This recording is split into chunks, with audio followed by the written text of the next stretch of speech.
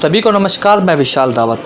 Covid जाने के बाद दिल्ली एनसीआर में पहला एक पेशेंट ब्लैक फंगस का मिला है, जो कि गाज़ियाबाद के राजनगर में स्थित हर्ष एनटी हॉस्पिटल में है। बात करने के लिए हॉस्पिटल के संचालक, नाक कान गले के विशेषज्ञ डॉक्टर ब्रजपाल त्यागी इस वक्त हमारे साथ मौजूद हैं। उसी पर सीधा उनसे बात कर लेते हैं। डॉक्टर साहब, स्वागत है आपका हमारे चैनल सिटी न्यूज़ में। दिल्ली एनसीआर में पहला एक ब्लैक फंगस का पेशेंट मिला है, जो कि आपके अस्पताल में मिला है। क्या नाम है, क्या उम्र है पेशेंट की, कहाँ का रहने वाला जी, क्या कुछ लक्षण उसमें है जी? जो पेशेंट का नाम है विजय कुमारी है, 70 साल उनकी उम्र है।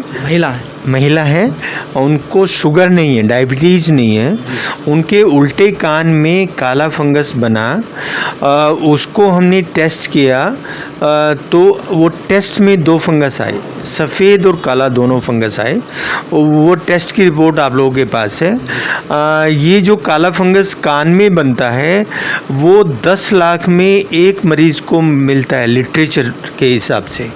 नाक में मिलता है, साइनस में मिलता है, जबड़े वाली हड्डी में मिलता है, आँख में चला जाता है, आँख से दिमाग की तरफ जाता है, लेकिन कान में 10 लाख में एक मरीज़ को मिलता है। ये मरीज़ 10 लाख में से एक मरीज़ है।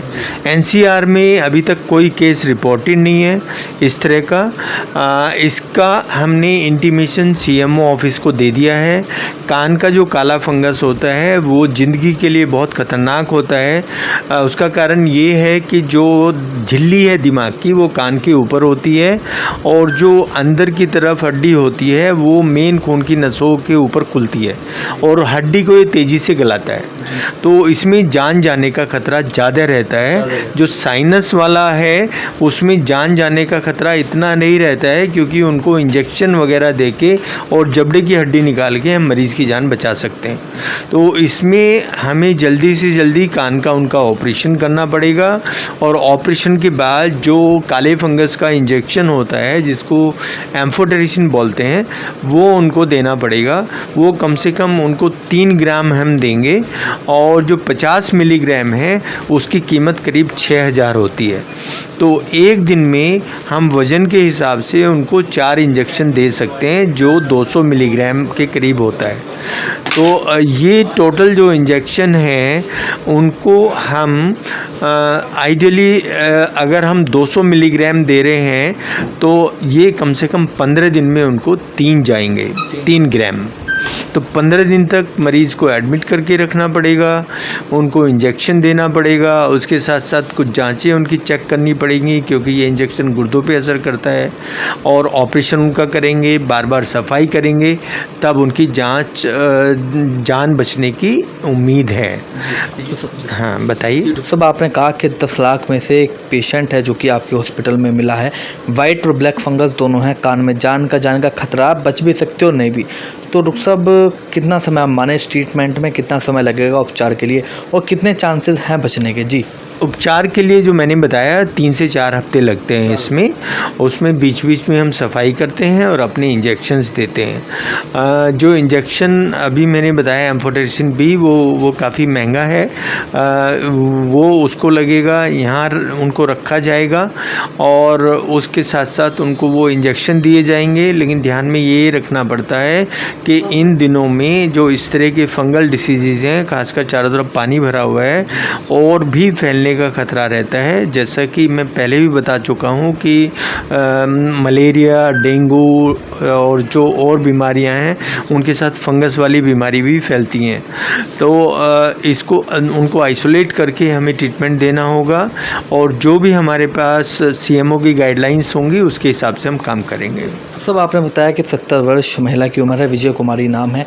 तो क्या जब कोविड चल रहा था उस दौरान भी इनको कोविड से ग्रसित ये थी, या पहली बार इनको ऐसा कुछ हुआ है? उनको इससे पहले एक बार कोविड हुआ है, पर मेन बात यह है कि उनको डायबिटीज़ नहीं है। जो काला फंगस है अधिकतर जो डायबिटिक पेशेंट हैं उनमें ज़्यादा मिलता है, या जो गुर्दे के पेशेंट हैं उनको मिलता है, या इम्यूनिटी किसी कम रहती है, जैसे किसी को कैंसर हो गया या कोई और ऐसी चीज़ होगी जो इम्यूनिटी को कम करती है, तो उनमें काला फंगस ज़्यादा मिलता है। तो इनके केस में ऐसी कोई उनको परेशानी नहीं है, ना उनको ब्लड प्रेशर है, ना उनको डायबिटीज़ डायबिटीज़ है और ना इस तरह की कोई दिक्कत है जिससे इम्यूनिटी पे उनकी असर पड़े। यानी कि डॉक्टर साहब ये कहा जाए कि वो इस उम्र में भी पूरी तरह से फिट हैं, अगर अनफिट होती तो शायद उनकी जान भी जा सकती थी, ये कहा जाए। अभी वो फिट हैं और अगर ये फंगस निकल जाएगा ऑपरेशन से और उनको इंजेक्शन लगा दिए जाएंगे तो उनकी जान बच सकती है। सब जब से कोविड गया है लोगों ने सजग रहना छोड़ दिया, उनको लगता है कोविड चला गया है, अब कोई दिक्कत परेशानी नहीं है, ना ही कोई दूरी है, ना ही कोई मास्क लगा रहा है, ना ही कहीं सैनिटाइज़र का प्रयोग हो रहा है। क्या कुछ कहेंगे उसको लेकर जी? मेरे हिसाब से जो कोविड की बाद वाली जो कॉम्प्लिकेशंस हम देख रहे हैं, हमें जैसी मिल रही हैं, जो हमें पर डायबिटीज़ के पेशेंट बढ़ते जा रहे हैं और उसके साथ साथ जो ये फंगस वाली बीमारी आ रही हैं, जो हार्ट अटैक वाले केस आ रहे हैं कि कोई वो किसी फंक्शन में गया है, डांस कर रहा है, उसको हार्ट अटैक आ जाता है, वहीं मर जाता है, कोई जिम कर रहा है, तो ये जो सब दिक्कतें हैं ये अभी और 1-2 साल इनसे सावधानी हमें रखनी पड़ेगी। जो भी डॉक्टर सलाह देते हैं उसको मानना चाहिए। जो आपकी वीडियो को देख रहे हैं उनको मैं ये समझाना चाह रहा हूँ कि जो पोस्ट कोविड एरा है वो उसमें सारी चीज़ें हमें सावधानी से करनी है। जिसको भी कोविड हुआ है वो एग्रेसिव तरीके से एक्सरसाइज ना करें और कोई भी ऐसे एनवायरनमेंट में जाएं जहां इन्फेक्शन ज़्यादा होता है। अब जैसे बाढ़ का पानी चारों तरफ भरा हुआ है तो उसमें ना घूमें, नंगे पैरों में ना घूमें, उसमें डुबकी लगा के ना नहाएं, तो ये सब जो बीमारियां हैं वापस उनको हो सकती हैं। बहुत शुक्रिया डॉक्टर साहब बात करने के लिए। नाक कान गले के विशेषज्ञ डॉक्टर ब्रजपाल त्यागी इस वक्त हमारे साथ मौजूद थे। अभी कुछ ही दिनों पहले हर्ष ENT हॉस्पिटल में, जो कि गाज़ियाबाद के राजनगर में स्थित है, यहाँ पर 70 वर्ष की एक महिला जिसका नाम विजय कुमारी है, उनके कान में ब्लैक और वाइट फंगस दोनों ही मिले हैं। विशेष बात यह है, ये जो कान में फंगस मिलता है ये 10 लाख में से किसी एक पेशेंट में मिलता है। लेकिन गनीमत ये रही, जो महिला जिनके अंदर ब्लैक फंगस मिला है उनकी जो इम्यूनिटी पावर है, उनकी जो सेहत है एकदम फिट है। अगर वो अनफिट होती तो शायद उनको काफ़ी दिक्कत परेशानियों का सामना करना पड़ सकता था, लेकिन उनकी सेहत अच्छी रही, इम्यूनिटी पावर अच्छी रही, किसी तरह की इस उम्र में 70 साल की उम्र में कोई बीमारी नहीं थी। यही वजह रही उनकी जान बची। लेकिन लगातार 2 से ढाई हफ्ते उनका ट्रीटमेंट चलेगा, उपचार चलेगा, हर रोज़ 2 से 3 इंजेक्शन लगाए जाएंगे, उनके बाद उनकी सेहत में कोई सुधार आएगा। डॉक्टर ब्रजपाल त्यागी जी का साफ तौर पर इस बात का कहना है, साल 2 साल आपको अपनी हेल्थ का ध्यान रखना है। जहाँ पर अभी आपने देखा कि बाढ़ की वजह से हिंडन नदी का जलस्तर जो बढ़ा, हिंडन से जो सटे हुए क्षेत्र थे उनमें बाढ़ आ गई, तो ऐसी जगह पर आप ना जाएं जहां मलेरिया इस टाइप की बीमारियां हैं, नहीं तो आपकी जान को खतरा भी हो सकता है। कैमरा पर्सन दीपक कुमार के साथ सिटी न्यूज़ के लिए मैं विशाल रावत।